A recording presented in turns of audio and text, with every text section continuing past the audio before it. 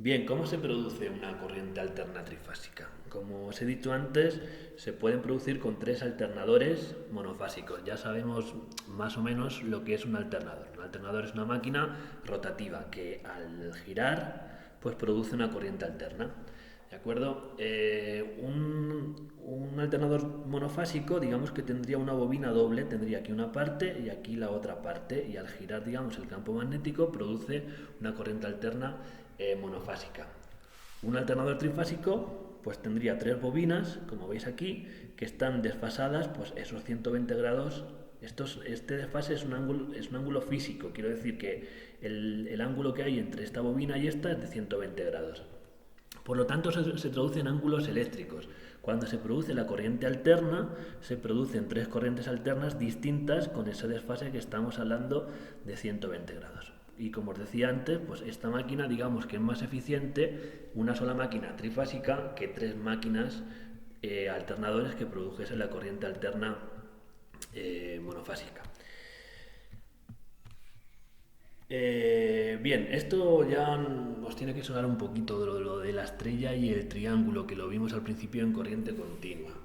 Estas bobinas que tenemos aquí, veis que tienen dos terminales, evidentemente. Cualquier bobina, resistencia, condensador, pues tiene dos terminales, ¿de acuerdo? Entonces, cada fase tiene sus dos terminales, por lo tanto, tengo seis terminales en total. Para tener una red trifásica tengo que conectarlo. Al final yo solo tengo tres. ¿Por qué tengo tres? Porque hay una conexión entre ellas. Existen dos tipos de conexión, como ya conocéis.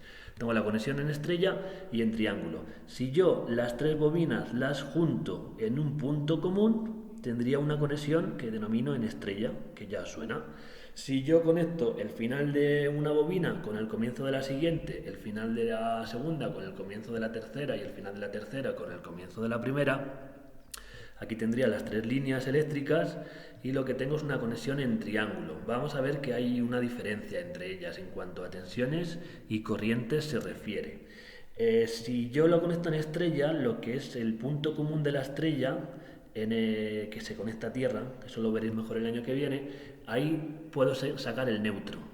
¿De acuerdo? Aquí no hay neutro, aquí hay tres líneas y aquí hay tres líneas más neutro. Entonces, cuando necesito neutro en baja tensión, necesitaré una conexión en estrella. En alta tensión, por ejemplo, muchas veces se utiliza triángulo porque no hay neutro.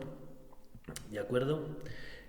A las cargas eléctricas les pasa lo mismo. Las cargas eléctricas yo las puedo conectar en triángulo o las puedo conectar en estrella.